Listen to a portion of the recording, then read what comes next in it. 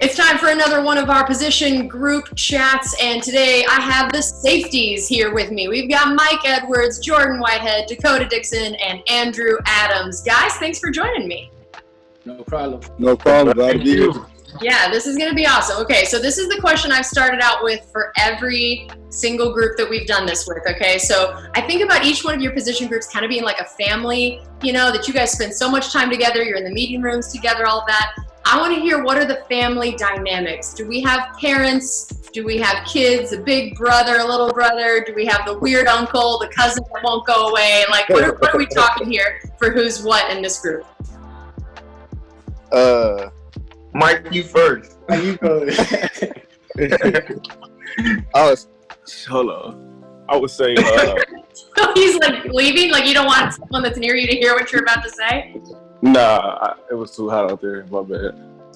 But I would say Dakota for sure. That's grandpa. Dakota like the grandpa / uncle. Like he give you that wisdom that you need.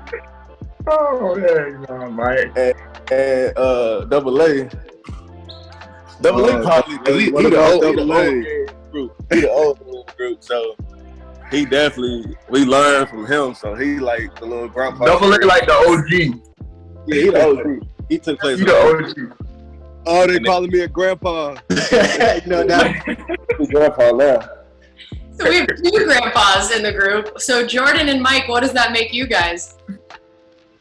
I'm a young buck. Mike's like the little nephew.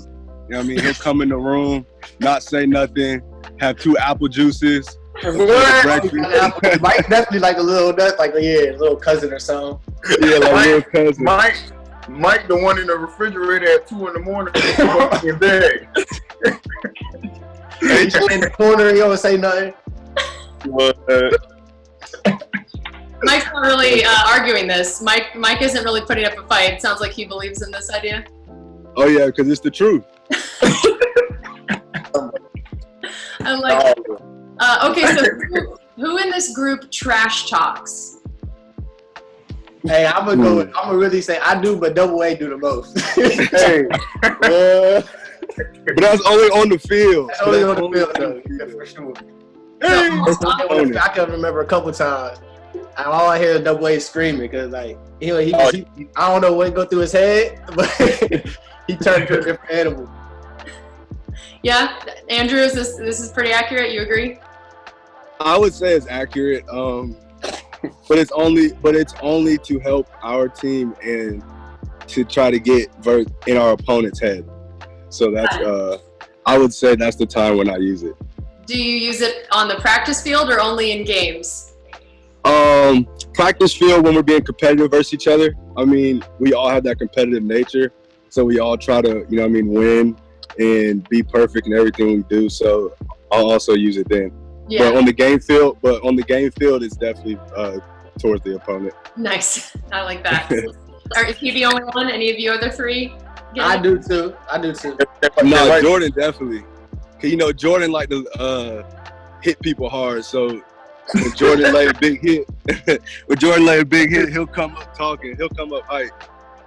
This is so funny to me because I feel like of all the position groups, this one is like the smiliest of all the groups. Like, you guys are always smiling, always happy, and to think that it's your job to deliver some of these huge hits and to trash talk and all of that. Like, how do you guys explain the difference of the on the field and off the field and how you guys flip that switch?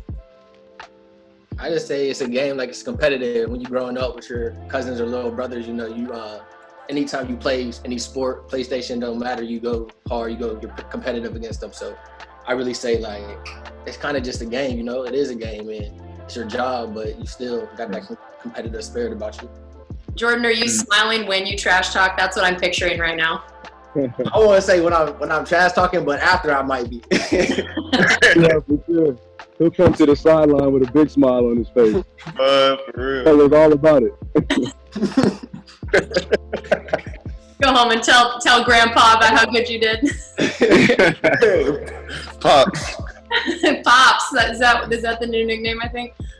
Okay, so I want to hear from you guys. Favorite thing about playing safety specifically, not just football, but your position. What's your favorite thing about playing it?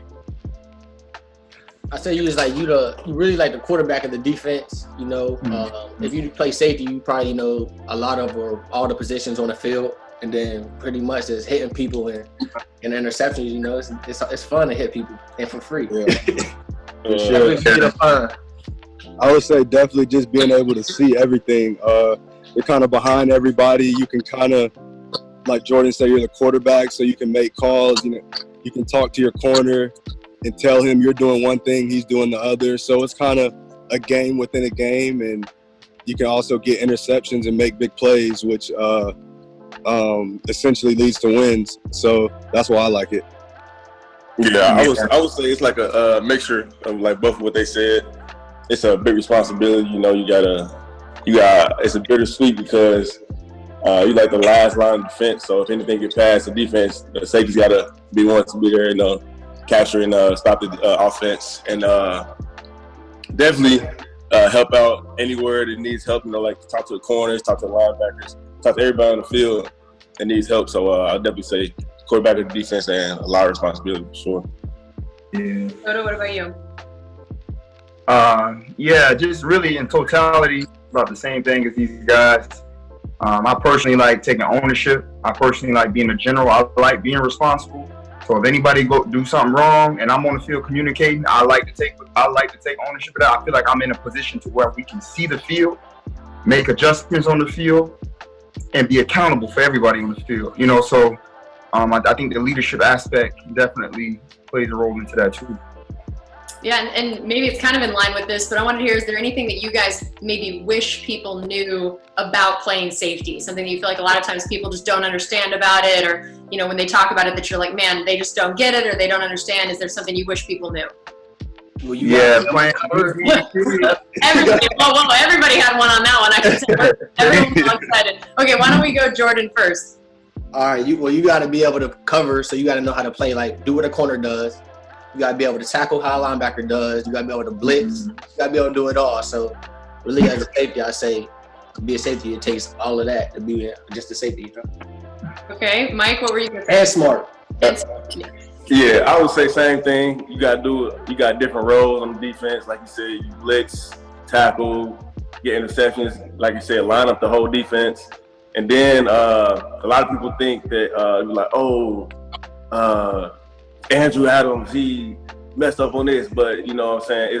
It's a whole defense as a collective. It's not just one person that mess up on something or it does good or something, you know what I'm saying? So safety really has a big responsibility, like I said before. Yeah, Dakota or Andrew, did you guys have anything else? Yeah, just the versatility that the safety position requires.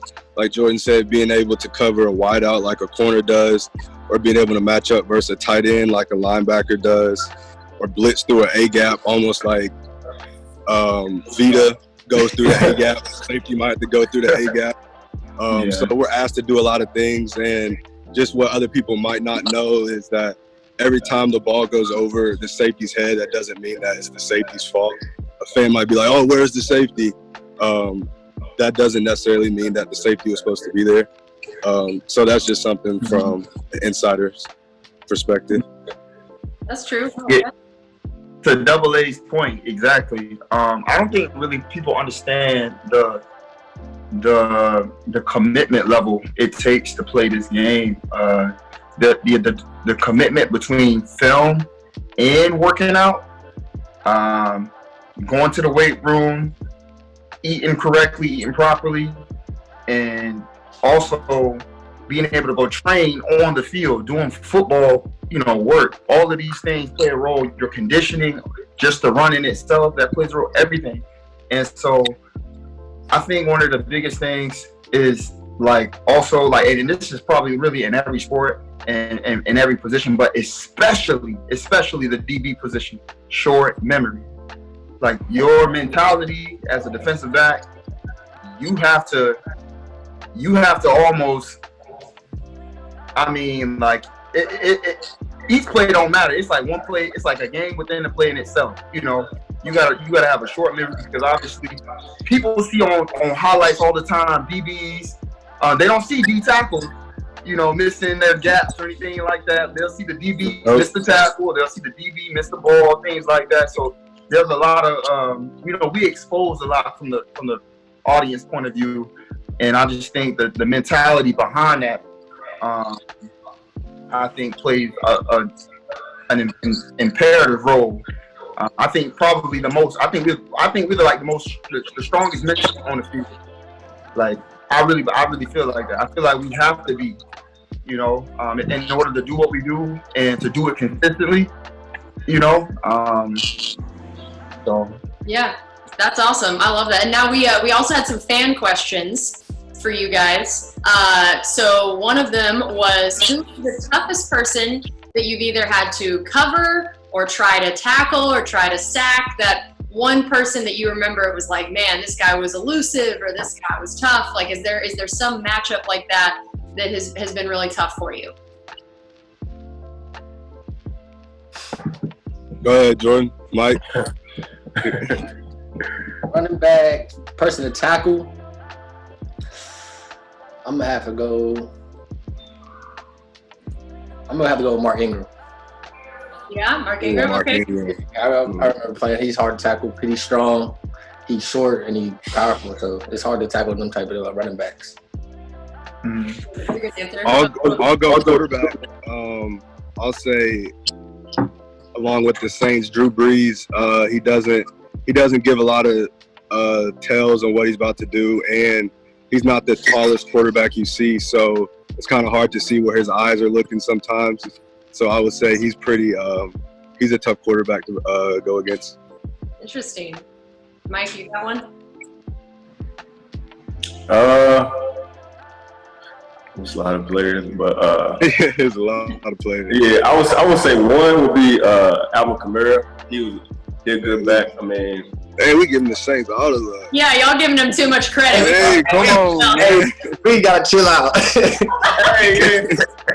Hey, rewind. Mark Ingram don't play for them no more though, so that's all right. True. who don't? Mark Ingram. Oh yeah, that's true. So poor Mike had to go last year. It wasn't his Hey. He'd gone first, we wouldn't have given him all this crap for his answer. Right. I'll be Yeah, good. well, I was playing 1 year, so. That's But, true. Like the Saints are a big percentage of the games that Mike. Hey, right. That's 216. Yeah. Yep, twice a year. Yeah. That's But, all right. How about another fan question we had? What has been the hardest part of trying to get ready during this time of quarantine, and how in general have you guys been trying to work out and stay in shape? me personally, my bad. But me personally, I've been trying to work out hard. I mean, that's one of my biggest assets I need to focus on is working out, getting stronger, faster, bigger, and staying in shape for the most part. That's definitely my rookie year. I feel like I could have been more in shape and be ready, as far as all the 16 games I have to go through. I definitely feel like I can get more in shape and work out and get my body right for the long season we got ahead. What about the rest of you guys? I would say I love working out, so I got the weights in the garage. So but I got to work on my hamstrings this off season. Just taking care of my body more. A lot of time, a lot of free time. Yeah, you're definitely that gym rat. That's always the thing that I've heard, especially from like strength and conditioning coaches up there. What's the most you've ever squatted or benched, Jordan? That's like last time I did a lot of weight was like high school, probably maybe college, but I don't know. I don't know when people ask me those questions. I say a lot. Jordan get bigger every time you see him. Yeah, he got them biceps. Hey, act like he ain't got no buds, and Andrew act like he ain't swole up. Like you on the way, Mike. Yeah, Andrew's the one wearing the cutoff sleeve shirt. So Hey, right. That's why I wear It's it. a nice day. It's a nice day outside. sun's out, guns out. That's what's Guns happening. out, guns out. Coach literally calls Jordan biceps.